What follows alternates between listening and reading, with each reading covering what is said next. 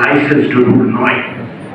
বাংলাদেশের 53 বছরের রাজনীতির ইতিহাস হচ্ছে এই যে বাংলাদেশের রাজনৈতিক দলগুলো অত্যন্ত দুর্ভাগ্যজনকভাবে এটাই বিবেচনা করেছেন যে প্রতিবার নির্বাচনে আমরা বিজয়ী হওয়া মানে হচ্ছে আমাদেরকে লাইসেন্স টু রুল এই ব্যবস্থা দিয়ে দেওয়া হচ্ছে।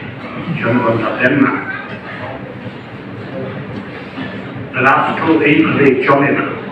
সেই কারণে আজকে যখন বাংলাদেশের মানুষ এক ঐতিহাসিক সুযোগ পেয়েছে, সেই সুযোগকে আমরা কিসের জন্য ব্যবহার করবো সেই কথাটা ভালো করে বোঝা দরকার। 3টা 4টা 5টা 6টা বিষয় নয়, সামগ্রিকভাবে আমাকে বুঝতে হবে যে আপনি আমি সকলে মিলে, রাজনৈতিক দলগুলো মিলে, জনগণ মিলে, জনগণের সম্মতি মিলে আমরা কি এমন কাঠামো তৈরি করতে পারছি, সেই প্রতিশ্রুতিকে দিতে পারছি। আগামীকালে সেই কাঠামো তৈরি হবে আমি বলছি না। কোন কমিশন, কোন সরকার এটা অকস্মাৎ আকাশ থেকে পেরে এনে, গাছ থেকে পেরে এনে আপনার জন্য তৈরি করবে না। যে সংগ্রাম 53 বছরে, যে সংগ্রাম গত 1 বছর আগে রক্তাক্ত ভাবে, অভূতপূর্ব ভাবে আপনাদের আমাদের সকলের সম্মিলিত চেষ্টায় সাময়িক সাফল্য লাভ করেছে। আমি বলি সাময়িক সাফল্য লাভ করেছে। তাকে যদি আপনি আমি মিলে প্রাতিষ্ঠানিক কাঠামো না দিতে পারি, তাহলে ভবিষ্যতে ব্যক্তি প্রতিষ্ঠানের ঊর্ধ্বে উঠবে।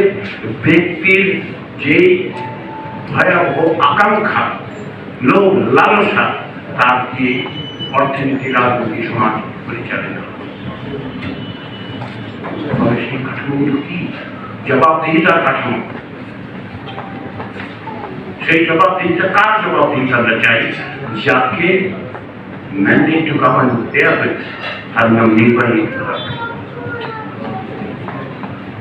নির্বাহী বিভাগের ক্ষমতা নিয়ন্ত্রণ করাটা হচ্ছে আইনসভার কাজ। আইনসভা থেকেই নির্বাহী বিভাগ তৈরি হচ্ছে যদিও পার্লামেন্টারি সিস্টেমে, কিন্তু যখনই নির্বাহী বিভাগ তৈরি হচ্ছে, সেই নির্বাহী বিভাগকে আপনি যতক্ষণ না পর্যন্ত নিয়ন্ত্রণের মধ্যে রাখতে পারবেন, নিয়ন্ত্রণ এই অর্থে সে অবশ্যই দেশ শাসন করবে, সে অবশ্যই দেশ শাসন করবে। কারণ জনগণ তাকে ভোট দিয়েছে, যে কোনো প্রক্রিয়ার মধ্য দিয়ে জনগণ ভোট দিয়েছে, তার কাছে চায় সে সুশাসন দেবে, তার প্রতিশ্রুতি জনগণ গ্রহণ করেছে, তাকে দায়িত্ব দিয়েছে।